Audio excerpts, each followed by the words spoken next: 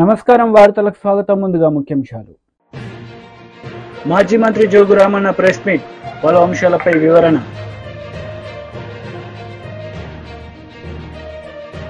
Minister Merugu Nagarjuna press meet, TDP నేతలపై fire. Congress నేతలు media సమావేశం నిర్వహించారు. ఈ సందర్భంగా పలు అంశాలపై వారు మాట్లాడారు. ప్యాకింగ్ చేస్తా ఉంటే ఇవాళ ఆదిలాబాద్ జిల్లాలో పట్టుకోవడం జరిగింది, కేసు బుక్ చేయడం జరిగింది. వారున్న తీసుకొచ్చినటువంటి విత్తనాలను కూడా ల్యాబ్కు పంపడం జరిగింది. అవి నకిలీయా లేకుంటే ఒరిజినల్ అని చెప్పేసి. కాబట్టి ప్రభుత్వం ఎక్కడ కూడా నకిలీ విత్తనాలను రైతులకు అందకుండా కట్టడి చేస్తూనే నాణ్యమైన విత్తనాలను రైతులకు అందించడానికి ప్రభుత్వం చర్యలు తీసుకుంటుంది. రైతులకు సకాలంలో విత్తనాలు అందుతున్నాయి. వీళ్ళు కావాలని చెప్పేసి వల్ల ప్రభుత్వాన్ని బదనం చేసినట్టు ఒక పని పెట్టుకున్నారు. అట్లాగే జిలుగు విషయంలో కూడా చాలా మాట్లాడారు. ఇవాళ నిన్న డేట్ వరకు ఇదే టీఆర్ఎస్ ప్రభుత్వం గత సంవత్సరం వారి పాలనలో ఇదే నిన్నటి వరకు 25,000 క్వింటాల్లే ఇవాళ జిలుగు కానీ జనుము కానీ రైతులకు అందించారు. కానీ ఇవాళ మా ప్రభుత్వం 52,000 క్వింటాలను ఇవాళ రైతులకు అందించింది. అంటే దాదాపు 50% ఎక్కువగా మేము ఇవాళ వాళ్ళకంటే ఎక్కువ మేము రైతులకు అందించినాం. మరి విత్తనాలు లేవు అని చెప్పేసి ఒక దుష్ప్రచారం చేసి రైతులను భయాందోళనకు గురి చేసేటువంటి ఒక కార్యక్రమం పెట్టుకున్నారు. రైతులు కూడా ఎక్కడ అధైర్యపడకండి, ఎక్కడ కూడా ప్రతిపక్షాలు చెప్పేటటువంటి మాటలు అమ్మకండి. మీకు ఉదాహరణకి ఇదే వాళ్ళు 26,000 క్వింటాలు అమ్మితే ఇవాళ 52,000 క్వింటాలు ఇవాళ జిలుగు అన్ని కూడా జనుము జిలుగు అన్ని కూడా రైతులకు అందించినాం. అంటే ఎక్కడ కూడా ఏ విత్తనానికి కూడా కొరత లేదు. రైతులకు సరిపడే విత్తనాలన్నిటిని కూడా మేము అందించడానికి సిద్ధంగా ఉన్నాము. గత ప్రభుత్వం చేసినటువంటి మోసాలు ఇవాళ మాట్లాడుతూ ఉన్నారు. ఇప్పుడే పెద్దలు చెప్పినట్లుగా నీకు ధర కావాలంటే బేడీలు వేసినటువంటి చరిత్ర మీది, ధర కావాలని రోడ్ల మీదకి వస్తే అరెస్టులు వేసి కేసులు పెట్టి జైల్లో పెట్టినటువంటి చరిత్ర మీది. మీరు పంటల కొనుగోలులో తరుగు పేరు మీద కోట్ల రూపాయలు లూటి చేసినటువంటి చరిత్ర మీది.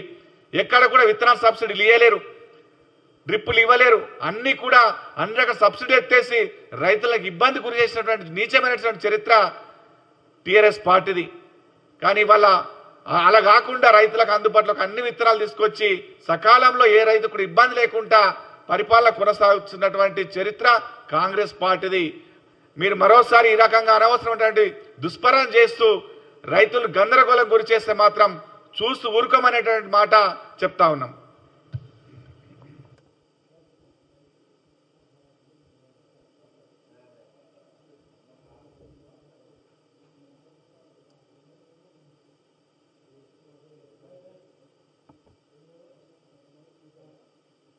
ప్యాకెట్లు వివిధ జిల్లాలకు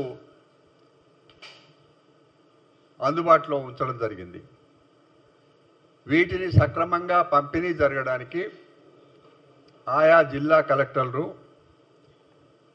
ఆ జిల్లా వ్యవసాయ అధికారులు వాళ్ళ పర్యవేక్షణలో ఏ రైతుకు కూడా విత్తనాల విషయంలో ఇబ్బంది లేకుండా ఏ కంపెనీ వాళ్ళు అనుకుంటే ఆ కంపెనీ విత్తనాలు ఇచ్చే రకంగా అన్ని ఏర్పాట్లు కూడా ప్రభుత్వం చాలా ముందే ఏర్పాటు చేసింది. ఇది కాంగ్రెస్ పార్టీ పరిపాలన విధానంలో వ్యవసాయము, రైతులు వీటి విషయంలో కాంగ్రెస్ పార్టీకి అపారమైన అనుభవం ఉంది. అందుకే ప్రభుత్వం ఏర్పాటైన మరుక్షణం నుంచి రైతుల సంక్షేమం గురించి అన్ని నిర్ణయాలు కూడా చకచకా జరిగినాయి. ఇది మేము చాలా సీరియస్గా టీఆర్ఎస్ పార్టీ మొన్నటి వరకు అధికారంలో ఉన్న పెద్ద నాయకులంతా మిద్దెలు మేడలెక్కి మాట్లాడుతున్నారు. ఎంత దారుణంగా దిగదారి మాట్లాడుతున్నారంటే పొద్దున వాళ్ళకు సంబంధించిన టీవీ ఛానల్లో చూస్తే కృత్రిమంగా చెప్పుల లైన్ పెట్టిండ్రు. ఆ చెప్పులు చూస్తే బాటా కంపెనీలో పెడతారు చూడండి లైన్గా, అట్లాంటివన్నీ కూడా సమకూర్చి ఫోటోలు తీసి రైతులు పడిగాపులు కాస్తున్నట్టుగా చిత్రీకరించి కృత్రిమంగా ఈ కార్యక్రమాలన్నీ చేస్తున్నారు. ఇది రైతులను ఒక విధంగా ఆందోళనకు గురి చేయడానికి వాళ్ళు చేస్తున్న పనులు, పాపం అమాయకులు రైతులు, నిజంగానే దొరకవేమో అనే ఆలోచన వాళ్లకు ఉంటుంది. దానికి ఒక ప్రతిపక్ష పార్టీగా అన్ని వివరాలు తెలుసుకొని వాళ్లకు సహాయపడే విధంగా ఉండాల్సింది పోయి రాజకీయం చేసుకుంటున్నారు. నేను బీజేపీ లీడర్ మీడియా సమావేశం నిర్వహించారు. ఈ సందర్భంగా పలు అంశాలపై ఆయన మాట్లాడారు. ఇప్పటి వరకు ఫసల్ బీమా మీద ఈ రాష్ట్రంలో అమలు చేస్తామని ఒక పక్కకు చెప్పిండ్రు. అసలు ఎవరి ప్రీమియం ఎంత, ఎవరు కట్టాలా? కేంద్ర ప్రభుత్వ ప్రీమియం మినా ఈ రాష్ట్ర ప్రభుత్వం కట్టేటటువంటి ప్రీమియమే కాకుండా రైతులు కట్టే ప్రీమియం కూడా ఈ రాష్ట్ర ప్రభుత్వం భరించాలని మేము మాట్లాడినప్పుడు ఒక పక్క కడతామనే విధంగా మాట్లాడిండ్రు. కానీ ఇప్పటి వరకు దాని మీద స్పష్టమైనటువంటి ఆదేశాలు ప్రభుత్వం నుండి లేవు. రైతుకు కనీసం ప్రభుత్వం నుంచి ఒక సమాచారం లేదు. ఇప్పుడు అసలు ఏ సీడు, ఏ కంపెనీ ఉత్పత్తి చేసిన సీడ్ మార్కెట్లో అందుబాటులో ఉన్నదో ఇప్పటి వరకు వ్యవసాయ శాఖ సమీక్ష చేసినట్టు మాకు అనిపిస్తలేదు. స్టేట్ లెవెల్ బ్యాంకర్స్ మీటింగ్ జరిగిపోయింది, 3 నెలలు అయిపోయింది జరిగిపోయి, కానీ జిల్లా లెవెల్ బ్యాంకర్స్ కమిటీకి ఎటువంటి డైరెక్షన్ వెళ్ళలేదు. పంట రుణాలు రైతులకు ఎక్కడా కూడా అందుతలేవు. కేవలం రెన్యువల్స్ మాత్రమే చేస్తున్నారు. వేల కోట్ల రూపాయలు ఇప్పటికే పంట రుణాలు రైతులందరికీ బ్యాంకర్లు ఇవ్వాల. ఒక పక్క బ్యాంకర్లేమో రైతులు లోన్లు కట్టలేదు కాబట్టి మేము ఇవ్వలేని పరిస్థితులు ఉన్నామని బ్యాంకర్లు మాట్లాడతారు. ప్రభుత్వ ప్రకటన ఎన్నికల తర్వాత ఒక తీరు, 4 నెలల తర్వాత ఇంకో తీరు. రేపు ఏ రకంగా మాట్లాడతారో ప్రభుత్వ ప్రకటన కూడా అర్థం కానటువంటి పరిస్థితి ఉన్నది. నకిలీ విత్తనాలని అరికట్టడంలో ప్రభుత్వం పూర్తిగా వైఫల్యం చెందింది. ఒక నేరస్తుడు నకిలీ విత్తనాలతో దొరికి మళ్ళీ 4 గంటల తర్వాత బయటకు వచ్చి నాకేం చేయగలుగుతుంది ఈ చట్టం, ఎప్పుడో 1960లో ఉన్నటువంటి ఆ చట్టాన్ని ఇప్పుడు అమలు చేస్తామంటే అది ఎక్కడా కూడా డూప్లికేట్ విత్తనాలని కంట్రోల్ చేసేటటువంటి పరిస్థితి లేదు. ఈరోజు భారతీయ జనతా పార్టీ అదేవిధంగా మిగతా రాజకీయ పక్షాల తరఫున కూడా రాష్ట్ర ప్రధాన కార్యదర్శి గారికి ఉన్నటువంటి పరిస్థితి అంతా కూడా వివరించడం జరిగింది. ఇప్పటికైనా ఈ ప్రభుత్వం మేల్కొనాలా? కేవలం రాజకీయాల మీదనే సోనియా గాంధీ గారి మీద చూపిస్తున్నటువంటి ప్రేమ, ప్రియాంక గాంధీ గారి మీద చూపిస్తున్నటువంటి ప్రేమ ఈ రాష్ట్ర ముఖ్యమంత్రి గారు రైతుల మీద చూపియారని అనుమానం వస్తూ ఉన్నది. మీరంతా ఢిల్లీ పోయి మీరు రావాలి అని ఇంత బతిమలాడి పిలిపించుకునే ప్రయత్నం చేస్తున్నారు కదా. ఈ రాష్ట్రంలో ఉన్నటువంటి రైతులు పడుతున్నటువంటి కష్టాలు మీకు కనిపిస్తలేవా? ఈ రాష్ట్రంలో ప్రభుత్వంలో ఉన్నటువంటి పెద్దలు ఒక్కసారి ఆత్మవిమర్శన చేసుకోవాలా. ఇప్పుడైనా ఈ ప్రభుత్వం మేల్కొనాలా? ఇంకొక 24 గంటలు ఈ ప్రభుత్వానికి సమయం ఇస్తున్నాం.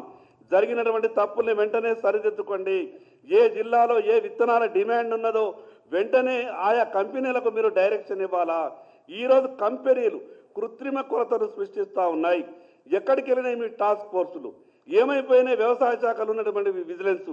వ్యవసాయ శాఖకు పని ఉంటుందే ఈ 15 నుంచి 20 రోజులు నెల. ఈ నెల రోజులు కూడా వ్యవసాయ శాఖ పని చేయకపోతే మళ్ళీ ఇంకెప్పుడు పని చేస్తుంది? అందుకే భారతీయ జనతా పార్టీ పక్షాన ఈ ప్రభుత్వాన్ని డిమాండ్ చేస్తున్నాం.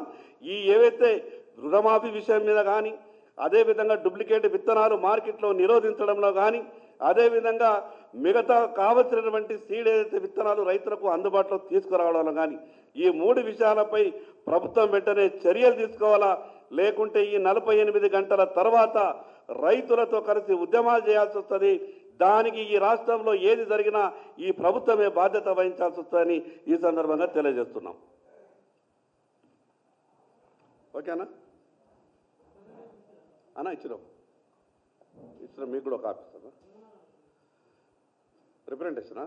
చీఫ్ సెక్రటరీ రేపు మీటింగ్ పెడతా అని చెప్పింది అందరితో.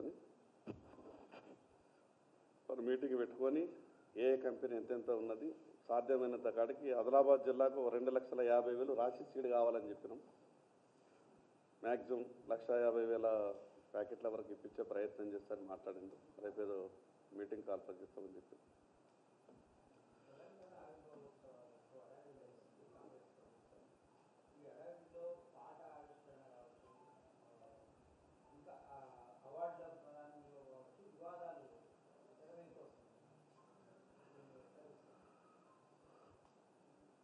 అంటే ఈ ప్రభుత్వ ఆలోచన అంతా కూడా కొత్తగా మేము చేసేదేమీ లేదు, పాత విషయాల మీద చర్చ పెట్టి 5 సంవత్సరాలు పరిపాలన కొనసాగిస్తే బాగుంటుందేమో అని ఆలోచన చేసే విధంగా కనిపిస్తూ ఉన్నాయి. కేవలం గత ప్రభుత్వం చేసినటువంటి వ్యవహారాల మీదే దృష్టి పెట్టి కొత్తగా వీళ్ళు చేయాల్సింది మాత్రం ఏ విషయం చేసే ప్రయత్నం చేస్తలేరు. గతంలో ఏమైనా తప్పులు జరిగితే దాని మీద ఖచ్చితంగా విచారణ చేయండి, తప్పు చేసిన వాళ్లకు శిక్షలు ఖరారు చేయండి. కానీ చర్చ మాత్రం గత ప్రభుత్వం మీదనే, గత ప్రభుత్వ విషయాల తప్పుల మీదనే చర్చ జరిపి వీళ్ళు తప్పించుకునే ప్రయత్నం చేస్తున్నారేమో అన్నట్టు మాకు అనుమానం కలుగుతున్నది.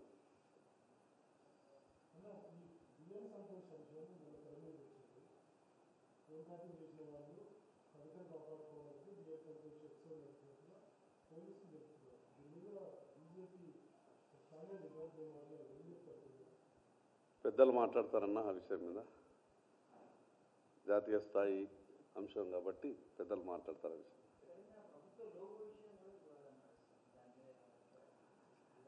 అంటే లోగో, పాట, కాళేశ్వరము, అప్పులు, నష్టాలు అన్నీ కూడా కలిపి చర్చ చేసి కాలం గడపాలన్నట్టే కనిపిస్తున్నది ప్రభుత్వ ఆలోచన. ఈ విషయం ఇక్కడ కాదు, మేము అసెంబ్లీలో మాట్లాడినాం. మీ ఆలోచన అంతా కూడా మీరు ఇచ్చేటటువంటి గ్యారంటీల మీద దృష్టి పెడతలేరు, మీరు ఇచ్చినటువంటి హామీల మీద దృష్టి పెడతలేరు, కేవలం గతంలో జరిగినటువంటి విషయాల మీద చర్చ జరుపుతున్నారు అని ఆ రోజు మేము అసెంబ్లీలో కూడా మాట్లాడినాం. ప్రభుత్వం వచ్చి 6 నెలలు గడిచింది, ఎక్కడా ఏమీ కాలేదు. ఏ విషయం మీదనైతే చర్చ జరిగే అవకాశం ఉంటుందో ఆ చర్చని మాత్రమే రోజు దినపత్రికలలో, టీవీ వార్తలలో ఇప్పించి పాలన ఆ రకంగానే కొనసాగుతున్నది. అసలు నిజంగా ఎంత బాధ అంటే ప్రభుత్వం ఏర్పడి 6 నెలల తర్వాత మొదటి వ్యవసాయ పనులు ఈ సీజన్ స్టార్ట్ అయింది. బీఆర్ఎస్ లీడర్ మీడియా సమావేశం నిర్వహించారు. ఈ సందర్భంగా పలు అంశాలపై ఆయన మాట్లాడారు. మరి అనేకమైనటువంటి కార్యక్రమాలు రైతుల కొరకు అండగా ఉన్నాం. అందుకొరకు ఇలా మేము ఒకటే వారిని అడుగుతూ ఉన్నాం, మీరు ఏ విధంగా రైతులు ఏ విత్తనాలు అడిగినా ఇవ్వటానికి సిద్ధంగా ఉన్నారా లేదా, ఇస్తారా లేదా, మీ ఇవ్వకపోతే మీతో చేత కాదని చెప్పండి. మరి గతంలో ప్రభుత్వం మేము ఏమైనా ఇలా రైతులు గతంలో విత్తనాల కంటే ముందు సాగునీరు లేకపోయా, కరెంటు లేకపోయా, మరి ఇప్పుడు విత్తనాలు కూడా ఇస్తలేరు. మరి ఇలా ఇదేనా రైతులను మార్చేటటువంటి ప్రభుత్వం అని అడుగుతున్నాం. దేన్ని మారుస్తున్నారు మీరు? అందుకొరకే ఈరోజు ఒకటే మేము కాంగ్రెస్ ప్రభుత్వాన్ని మరి ప్రశ్నిస్తున్నాం. మీరు ఇప్పటికైనా మరి ఒకవైపు ముఖ్యమంత్రి గారు ఇలా తెలంగాణ ఇంత చిన్నాన్ని మారుస్తామని చెప్తే, మరి ఇలా మంత్రులు, ఉప ముఖ్యమంత్రులు వేరే రాష్ట్రాల్లో ప్రచారంకి వెళ్తూ ఉంటే ఇలా మద్యం మంత్రి మాట్లాడతాడు. మద్యం నాకు తెలియదు, అసలు అది కార్పొరేషన్ సంబంధించిన సమస్య. మా గతంలో వాళ్ళు మంత్రులు చేసిండ్రు, మేము కూడా మంత్రులు చేసినాం. ఏ డిపార్ట్మెంట్ కన్నా కార్పొరేషన్ ఎండి ఉన్నా, చైర్మన్ ఉన్నా మంత్రితో సంప్రదించిన తర్వాత చేస్తా తప్ప డైరెక్ట్ ఎక్కడ కూడా కార్పొరేషన్ ఎండికి ఇచ్చే లేదు. నేను జూపల్లి కృష్ణారావు గారు అబద్ధం మాట్లాడుతున్న, కొత్త బీర్లు ఎక్కడ వస్తలేమని చెప్పి ఆ మంత్రికే పత్త లేదు. వ్యవసాయ శాఖ ముఖ్యమంత్రి గారేమో ఎక్కడ రైతులకు ఇబ్బంది లేదు, వ్యవసాయ శాఖ మంత్రి గారు ఇట్లా మాట్లాడతారు. మరి అక్కడ ఉన్నటువంటి పరిస్థితి వేరు. అంటే ఎట్లా ఉందంటే ఈరోజు ఈ మంత్రులకు, ఈ ముఖ్యమంత్రికి, ఈ ప్రభుత్వానికి, ప్రజల సమస్యల పట్ల ఒకరికొకరికి అవగాహన లేక ఈరోజు రైతాంగాన్ని నట్టట ముంచేస్తా ఉన్నారని చెప్పి మేము ఒకసారి ఈ పత్రికా ముఖంగా మరి తెలియజేస్తూ ఉన్నాం. అందుకొరకే రేవంత్ రెడ్డి గారు ఏదైతే మీరు మరి గతంలో కనీసం కేసీఆర్ గారు రైతుల కొరకు ఎంత శ్రద్ధ పెట్టిండ్రో, మీరు కనీసం ఒక 10% కూడా రైతుల గురించి ఏం మాట్లాడతలేరు. రైతుల గురించి కనీసం కేసీఆర్ గారు చేసినటువంటి ఎంతైతే సమయం ఇచ్చిండో మీరు ఒక 10% సమయం ఇచ్చిన ఈ రైతులకు ఈ ఇక్కట్లు రావు, ఈ బాధలు రావు. ఇలా కరెంటు చూస్తూ ఉన్నాం. కనీసం ఇలా వర్షాకాలం సీజన్, పంటలు వేసుకునే సీజన్ మొదలైంది. ఇప్పటికీ వేరే వాటిపైన ఎన్నికల కమిషన్ అనుమతుల కొరకు, పర్మిషన్ల కొరకు రాస్తారు. ఇలా సమీక్షలు పెట్టుకుంటాం లేదు. వర్షాకాలంలో మరి ఇలా బ్యాంకు రుణాల విషయం కానీ, విత్తనాల విషయం కానీ ఇవాళ ఇప్పటిదాకా కూడా ముఖ్యమంత్రి గారు, వ్యవసాయ శాఖ మంత్రి గారు అధికారులతో ఇప్పటిదాకా సమీక్షలు జరగాలంటే వీళ్ళు రైతుల పట్ల ఎంత చిత్తశుద్ధితో ఉన్నారో ఇదే వాళ్ళ అసమర్థతకి ఇది నిదర్శనం అని చెప్పి కూడా నేను ఈ సందర్భంగా తెలియజేస్తూ ఉన్నాను. అందుకొరకే కేవలం ఇవాళ ముఖ్యమంత్రి గారు రేవంత్ రెడ్డి గారు కేసీఆర్ గారు చేసినటువంటి ఆనవాళ్ళను మాత్రం తీయడానికి కొరకే ప్రయత్నంలో మునిగి ఉన్నావు తప్ప నువ్వు రైతుల పట్ల, రైతుల సమస్యల్ని, రైతులకు ఏదైతే పథకాలు మార్చిస్తానని చెప్పినావో, ఇందిరమ్మ రాజ్యంలో ఇక్కట్లుండయని చెప్పినావో, కేవలం కేసీఆర్ యొక్క ప్రభుత్వం ఉన్నప్పుడు ఆనవాళ్ళని తీసేయడం తప్ప నీకు ఎలాంటి చిత్తశుద్ధి లేదు. అందుకొరకే మేము డిమాండ్ చేస్తూ ఉన్నాం ఈరోజు మన ముఖ్యమంత్రి రేవంత్ రెడ్డి గారిని, ఇప్పటికైనా మీరు ఏదైతే వేరే రాష్ట్రాలకు వెళ్ళడం, వేరే రాష్ట్రాల నుంచి ప్రచారంకి వెళ్ళడం, ఇక్కడి నుంచి వసూలు చేసి ఢిల్లీకి పంపడం తప్ప తెలంగాణ రాష్ట్ర ప్రజల యొక్క, ఇటు రైతులు కావచ్చు మిగతా వర్గాల యొక్క ప్రజల యొక్క నట్టడం ఉంచే ప్రయత్నం చేస్తూ ఉన్నారు. ప్రభుత్వం ప్రజల గురించి ఏమాత్రం కూడా పట్టించుకుంటలేని చెప్పి కూడా ఇవాళ మేము ప్రభుత్వాన్ని ప్రశ్నిస్తున్నాం. ఇలా వానాకాలం వచ్చిన తర్వాత సాగునీరు పంటలు కూడా ఉంటాయి, ప్యాడ్ వేస్తారు. ఇలా సాగునీరు ఎప్పుడు విడుదల చేయాలా, ఎట్లా విడుదల చేయాలనే విషయాన్ని కూడా ఇప్పటి వరకు సమీక్షలలో ప్రస్తావన రాలే. అందుకొరకే మేము ఇప్పటిదాకా ఒకటే గవర్నమెంట్ని విజ్ఞప్తి చేస్తూ ఉన్నాం, ఏ జిల్లాలో ఎంతెంత ఎరువులు విత్తనాలు ఉన్నదో శ్వేతపత్రం కూడా విడుదలయ్యాలని చెప్పి మేము ప్రభుత్వాన్ని డిమాండ్ చేస్తూ ఉన్నాం. అంతేకాకుండా ఈరోజు ఇలా తెలంగాణ రాష్ట్రంలో రైతులు చాలా మళ్ళీ ఇప్పటికే 250 మంది దాదాపు ఆత్మహత్యలు చేసుకున్నారు. ఇలా కరెంట్లు లేక మళ్ళా మనం సమస్య చూస్తున్న మోటార్ల రిపేర్లు పెరిగినాయి, ట్రాన్స్ఫార్మర్లు పేలుతూ ఉన్నాయి, ఇన్వర్టర్లు కొనుక్కొని పెట్టుకోవడం వచ్చిందంటే ఇదే ఇందిరమ్మ రాజ్యమా, ఇదే మార్పు అని చెప్పి అడుగుతున్నాం. అందుకొరకే రేవంత్ రెడ్డి గారు మీరు ఏ డిక్లరేషన్లు ఏమేమి మాట్లాడినరో అందరి ప్రజలు గమనిస్తూ ఉన్నారు. కానీ మేము ఒకటే డిమాండ్ చేస్తూ ఉన్నాం, ఈ విత్తనాలతో పాటు రైతు భరోసా పథకాన్ని కూడా మీరు అయితే 15,000 రూపాయలు ఒకటేసారి ఇస్తామని చెప్పినరో ఖచ్చితంగా ఇవ్వాలని చెప్పి కూడా డిమాండ్ చేస్తూ ఉన్నాం. కేవలం రుణమాఫీ పేరుతోటే అయితే మరి పబ్బం గడుపుతూ ఉన్నాము. ఆగస్టు 15వ తారీఖు అని చెప్పి మరి ఇప్పుడు పంటలు వేసుకునే సమయం వచ్చింది. రైతు భరోసా పథకం ఎప్పుడు ఇస్తావు? ముఖ్యమంత్రి మాట్లాడుతున్నాడు, వ్యవసాయ శాఖ మంత్రి మాట్లాడితే ఒకటి మాట్లాడతారు, ముఖ్యమంత్రి గారు దాని గురించి భరోసా గురించి మాట్లాడడమే లేదు. మరి ముఖ్యమంత్రి గారు రైతుల పట్ల మాట్లాడు, నీకు నోరెందుకు ఇప్పుతలేమని అడుగుతున్నాం. చెప్పండి, ముఖ్యమంత్రి గారు ఖచ్చితంగా రైతు భరోసా పథకం ఎప్పటి వరకు ఇస్తావు? ఎందరు రైతులకు ఇస్తావు?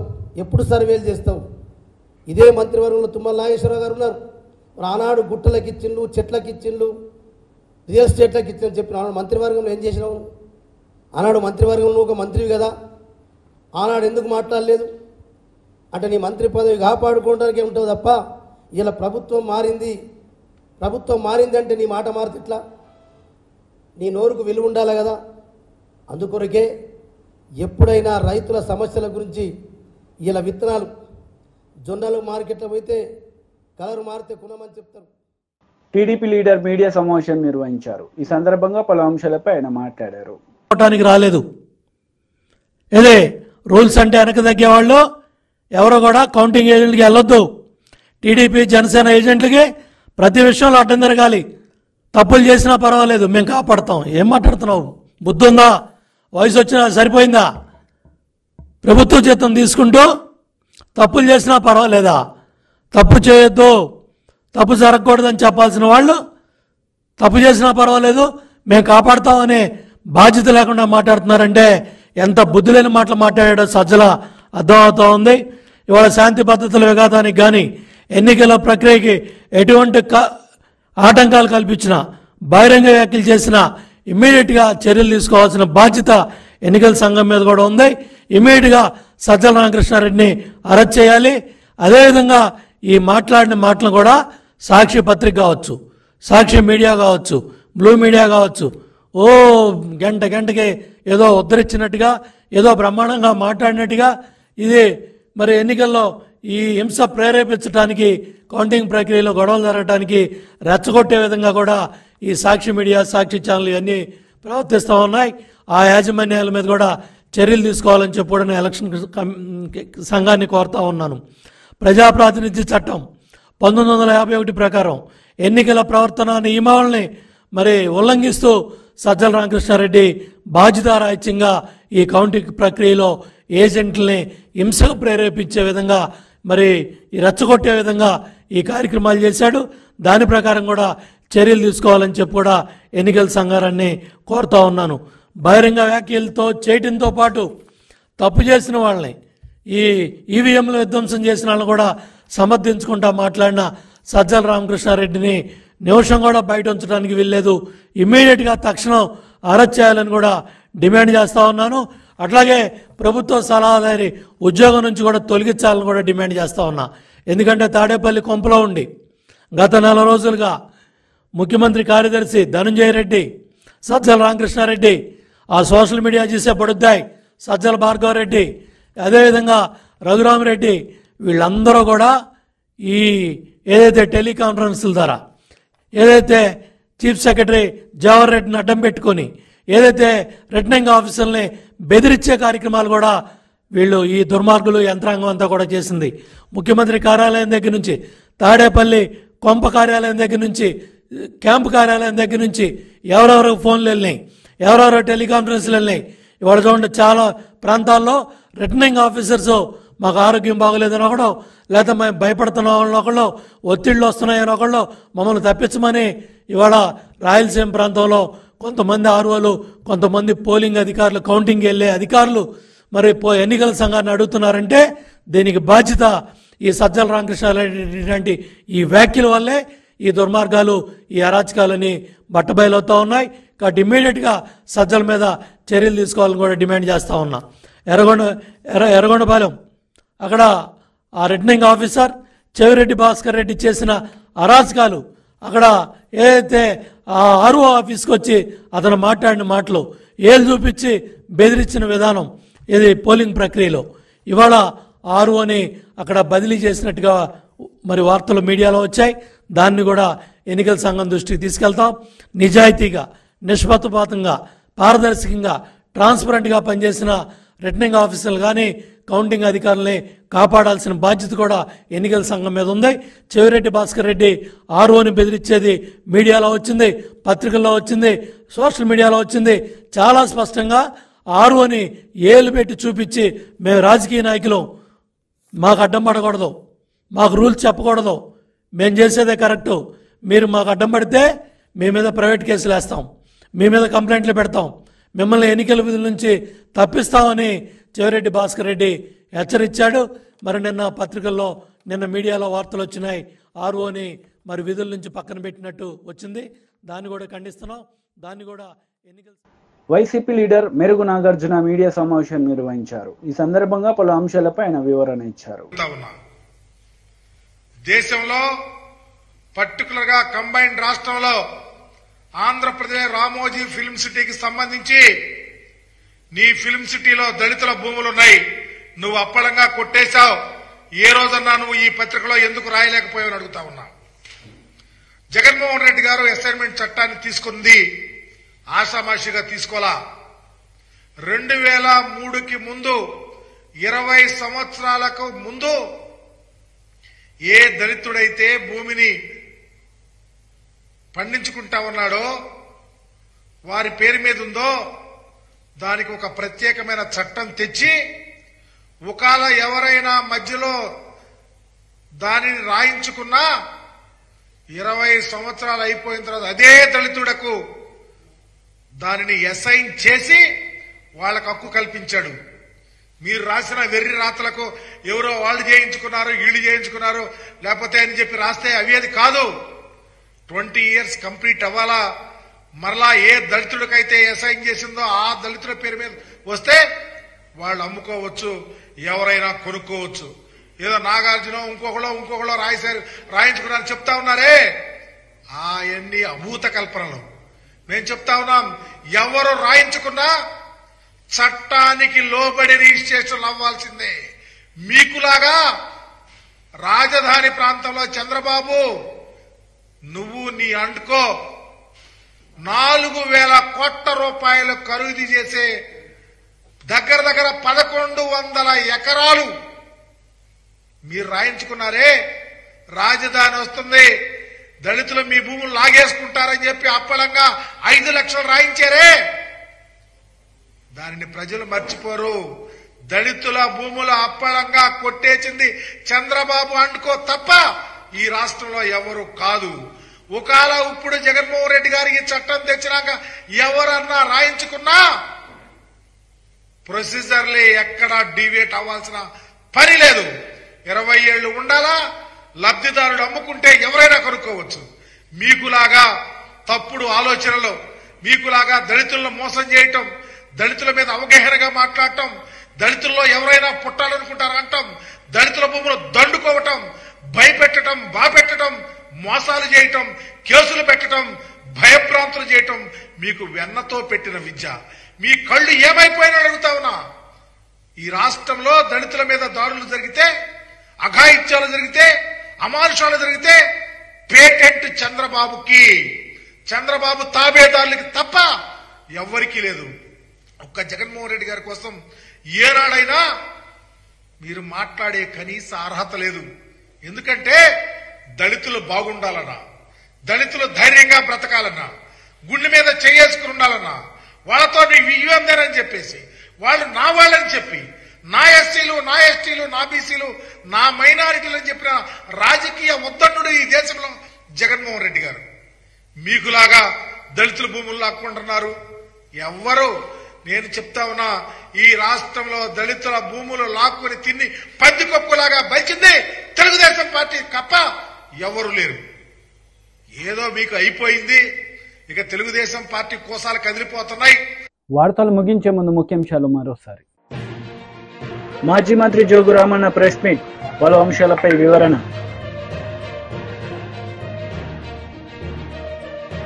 Minister Merugu Nagarjuna press meet, TDP నేతలపై ఫైర్.